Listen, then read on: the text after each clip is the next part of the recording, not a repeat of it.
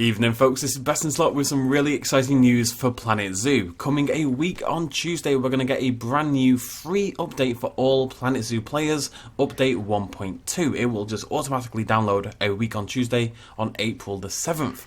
This update contains quite a lot of stuff. Most of it is general quality of life improvements, but there's a few things in here that are really exciting.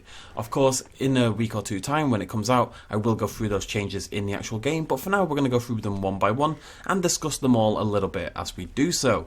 So, let's get started with one of the more exciting ones in my opinion. Not the most exciting, but more exciting is Genealogy. Building further upon your great feedback, we are ready to reveal the Genealogy UI. Upon selecting an animal, you will be able to see which animals are their parents, siblings, mates, and offspring. Each animal is selectable, allowing you to walk amongst animal bloodlines, so you can see close relations easily and even work out common ancestors, all handy to avoid inbreeding. We're also exposing, it's like an expose kind of thing, deeper genetic information. For the first time, you'll be able to see the genetic identity of genes, i.e. a simplified genetic code. While it's not necessary for all of you to dig into this much detail, just avoid inbreeding is fine, we still wanted to give you the chance to see these mechanics in action. So we are going to get a full-on proper Genealogy UI. This was sort of something that was actually meant to be in the game at release. It was definitely talked about in the build-up even to the beta, and I think time constraints mean it just never really made the cut. That was definitely a shame. It's something we definitely brought up at the time, but it does seem to have been included now in a much more full way than we were expecting in the first place. Now, if you play on Sandbox, this isn't really relevant. I think it's interesting more so, being able to track your genealogy and also being able to see the individual genes of the animals and how those may cross-interact. But really, this is for franchise players, campaign players, stuff like that. People who want to really avoid the inbreeding.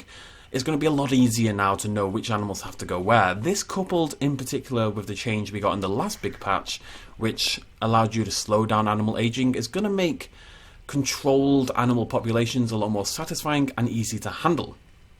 Which is all we really want, that's good stuff. There's also some new difficulty settings. We are introducing new difficulty settings to Planet Zoo. You will now be able to choose between easy, medium, which is what we're on currently, and hard. These settings will affect the following. This is my voiceover voice.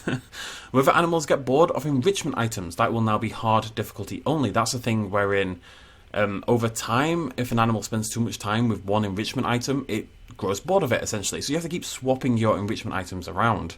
How quickly the animals get stressed, how difficult it is to maintain their welfare, whether guests will request refunds, that's hard only as well. Kind of key, because that's been a big problem in the past. Guests were requesting a lot of refunds and it was kind of bankrupting people. How willing guests are to spend money, how much they learn from education sources, what % of guest happiness is required for the 5-star rating, how fast your staff get tired, and how large of a happiness boost staff get from training. So nothing too exciting in there beyond the enrichment items and the refunds, I would say, but if you wanted a harder challenge, the option's there.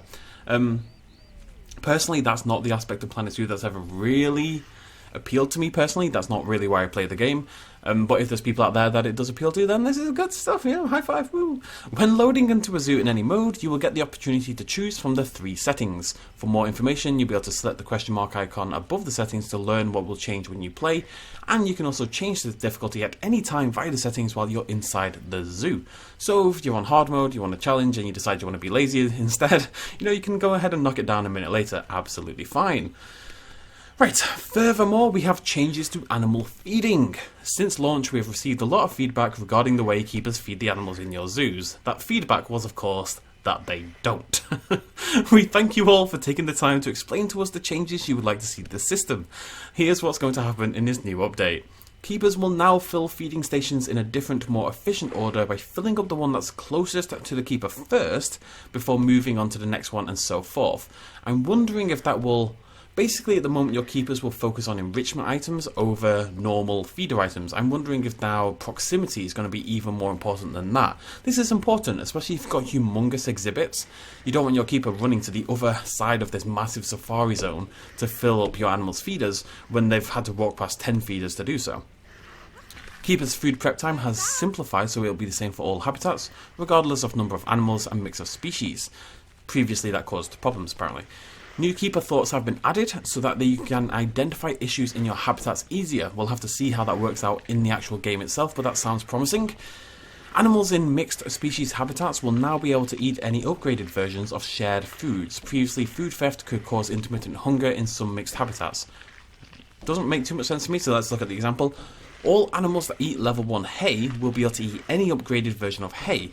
All animals that eat level 1 monkey chow will be able to eat any upgraded version of monkey chow, but animals that eat hay still cannot share food with animals that eat monkey chow. So, what I think it basically is, let's say you had a ostrich and a lion, and your ostrich and your lion both eat hay, because that's the universe we're living in, okay? And your ostrich was level 1 for its food, and your lion was level 2 for its food. Previously, if you had a feeder in that exhibit and it was filled with level 2 hay, I believe the ostrich wouldn't have been able to eat from that feeder, based on what I'm reading here. It's not a problem that I've noticed, but I'm sure it's a problem that's happened to me in my parks, if that makes sense. It sounds like now the lion and the ostrich would both be able to eat that level 2 food, even if the ostrich hadn't unlocked the level 2 food itself. So if the ostrich was on its own in a habitat, it would only be level 1 food, but with the lion it gets access to level 2 food. It should limit the amount of research that's needed to be done, basically. And also solve the intermittent hunger issues. Moving on. Keepers will now sprint to and from the habitat when doing a feeding and water refilling task when the task is critical. That's obviously good news. Keepers will be able to sprint when carrying their buckets. They've been, getting hench a little bit. And juveniles will cost less to feed. The amount is different per species and is estimated by body mass, which is pretty cool. Nice little touch of detail there. Very excited about that. Again, just little things that should make the game smoother. I will say, I know I had a little dig before, but most of the feeding problems have been fixed. It was a disaster at launch. Your animals were just starved to death for no good reason. It has largely been fixed and isn't really an issue anymore. I did starve a hippo to death yesterday, but it's fine, whatever. Moving on. I have another image to bring up for this one. Tiny images. I don't know why on the Frontier forums they give us tiny images, but they do. Let's just roll with it. Breakdown of guest happiness in guest information panels. The team have made some great changes to the guest information panels to help you learn more about your zoo and how you can improve it. Guest education has been split from happiness and now offers a spending bonus multiplier, meaning a well-educated guest will want to spend more money. We've also added a new management screen for education. More on this further down the post. The guest information panel will now include a new tab, the history tab. I don't know why the voice. This will show their opinions on their entire stay in the zoo to indicate what they might have liked or disliked during their visit. The guest history tab will include ticket price, environmental stuff like litter, vandalism, staff facilities, shut up world, their feelings about the animals and security, as well as any other issues that they had that affected their... Wait, I'm just going to read this out loud. As well as any other issues they had that affected satisfying.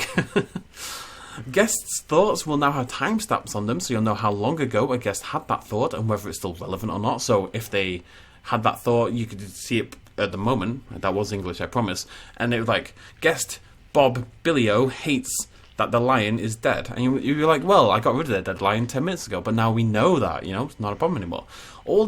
Sorry, Bob Billio. All the opinions that guests have will be classed as happy, neutral, or unhappy, and they come with coloured faces, which is nice.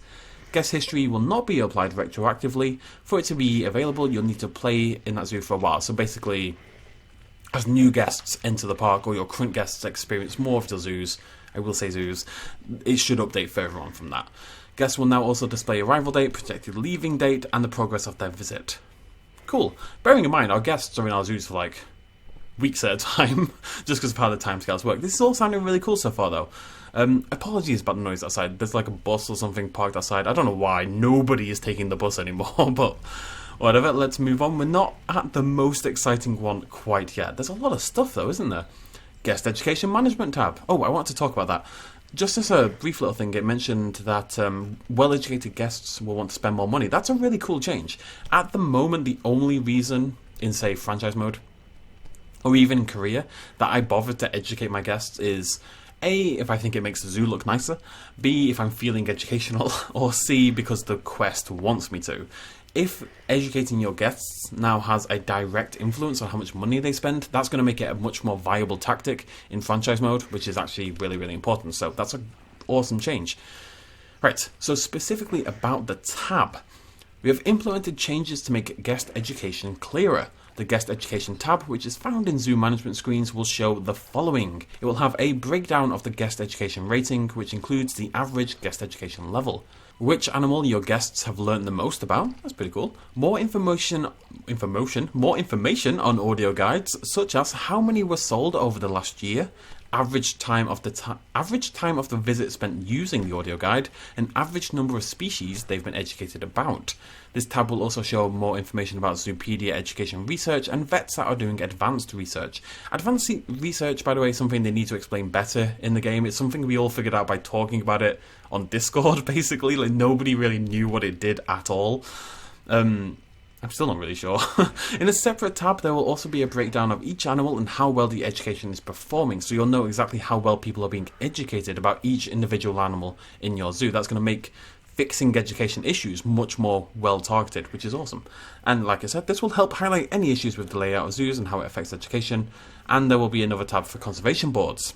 All good stuff, lots of extra detail for the people who like it, and there's also quality of life for people who hate detail. And we're not even halfway through. Increased social interactions. All animals in game, including Deluxe Edition and Arctic Pack animals, will now trigger their social interaction animations more frequently. That's really cool. Obviously not much else to say on that, but it's just a nice little change. That's going to be nice to see. I was watching my red pandas in my zoo the other day, trying to get them playing together for the thumbnail, and I had to watch them for quite a long time for it to happen, and then I missed it anyway. So reducing this is one of my favourites. There's two that I love, and this is one of them. 3 that I love, and this is one of them.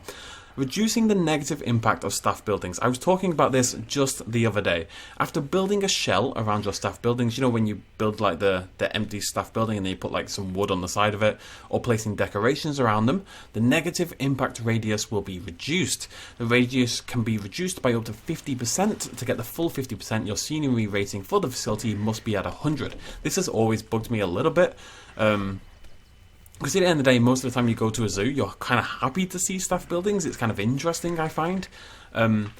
Reducing the radius by 50%, which is quite a lot, by just making them look prettier and making them blend better into your zoo is a really nice compromise, because you still don't want people inside the staff buildings, but you kind of want them to blend into your zoo, and you kind of don't want them to be this big deterrent. I'm hopeful that also counts for facilities like the Transformer in particular, you know, your power stations and stuff like that. Doesn't sound like it does, but that would be great if it does. Search has been added to the Zoopedia UI, so you know the Zoopedia, you click in the top left and you go down that whole big list of animals where you can check out their species data and stuff like that. We can now search through that. The biggest change right here, folks. Research shared across all franchise zoos. That is an erotic sentence. Completed research will be shared across your franchise. If you load into a franchise zoo, the research data will be saved so that the highest levels of research will be carried over between all franchise zoos. It's important to note that if a staff member was researching a research category where the jump in levels is less than 1, then when you load into the zoo, they will no longer be assigned to that research and you will need to reassign them.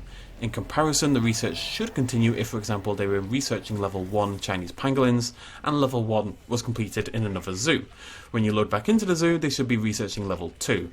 In order to make sure you've got all the research data carried across, you'll need to load into each zoo individually, and that's just because there's some sort of, to save the game having to do lots of loading in the background and increase loading times. Really, the key takeaway is our research is now going to carry on. One of the main, by far the biggest reasons I moved from franchise mode to sandbox mode is because I hated having to do my research all over again every single time I loaded into a new franchise mode. What I would do before I did like my big sort of creative focused build is I would make a tiny zoo, load it with people, load it with like 4 hippos or something, and just cram research for a few years, about 4 hours real life time. And it wasn't fun at all, but it was necessary because you can't get started on your creative zoo builds if you don't have like all the things researched, you know, all the building tools researched. So that is actually a massive change and going to make franchise mode 100 times better. Very, very. We may even go back to franchise. I'm a little sad that I'm now on sandbox because the franchise idea was really cool. So we may go back to franchise, but just because of that, it's a great idea. It really is. So that was the second really exciting one. Path system improvements. Just a little thing here. A variety of improvements to our pathing system. Staff buildings will now connect to staff paths with a staff path. That's a nice one. And standard path will connect up with standard path. Guest facilities will continue to connect with standard paths. You will now be able to click over normal path to replace with a staff path. I actually tried to do this last night and thought it was a bit weird that I couldn't. Similar to how you change the existing paths, you just hover over it and you can click and it changes the path instantly. That will now also work for staff pathing, which is pretty cool. And double clicking a path piece will now open the path editor with that path type and texture selected to continue building with. We've also added the ability to set step height in half-meter increments, making it easier to shape your paths around terrain. That's pretty cool as well. So instead of just hitting U and J and kind of like jamming up these massive ramps, it seems like we may be able to control that a little bit more, which will be really exciting. Very excited to try that out, actually. That's actually more exciting than I gave it credit for. Well done. There are now player settings for units. You can now specify preferred units of measurements in the settings menu. These values default to the English standard units. This will not work for Zoopedia descriptions. So if you want to use rubbish measurements over metric, you can do that. That's nice for people who want to use rubbish measurements. Please don't hate me. And finally, put right at the end for some reason, despite being, up there with the best, added creativity. Of course, we couldn't complete the free update without some new enrichment items, building pieces, and foliage. Among other items, we'll be adding in new tropical and moss rocks. Anyone who knows me will know how exciting this is to me. 2 new types of rock, ladies and gentlemen. Very exciting. And the moss rock sounds amazing. It'll be like this big, dark grey rock with like moist moss all over the top of it. It's going to be amazing. I'm very excited. As well as the much requested glass panel pieces. I don't know what those are. I haven't seen those requests, but I'm very curious what those mean. We can't wait to see what you'll build with those. And there we go. Bloody nearly 20 minutes later. That's a hell of an update. Honestly, most of it is quality of life, blah, blah, blah, blah, but there's some pretty important changes here, I would say. Honestly, stuff that's going to make the game feel quite a lot better. For me, personally, the franchise research is probably the biggest one. Reducing the negative impact of staff buildings is pretty huge as well. New creativity, new rocks is awesome. The pathing as well, I'm interested to play around with that a little bit.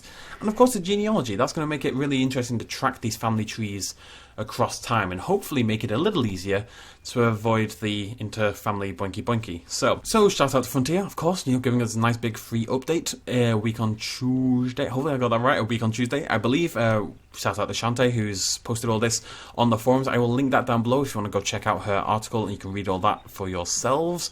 Though why would you have to after my brilliantly informative video? I don't know. And yeah, really exciting stuff. Lots of changes there that I love. Let me know which one you are most excited about in the comment section down below. We will of course be covering the update when it comes live. What I'll do is actually just blah blah blah. I'll go through it one by one and try to show you every one of these things and how it impacts your game in reality. And we'll do that a week on Tuesday. Until then, thank you very much for joining me. Hit that like button if you find this helpful. Stick around for more Planet Zoo news, updates, and of course tons of gameplay. Thank you very much for joining me. Cheers, much love as always. Bye-bye. Hey folks, thanks for watching. If you enjoyed this video and you want to help support me a little bit more, you can do so at patreon.com/bestinslot. There's a link in the description down below. Every little really does help in times like these, but it's not at all expected, and by just watching the video you've already helped me out massively, and it makes you a pretty cool person, so well done you. Thanks for joining me either way, I'll see you next time.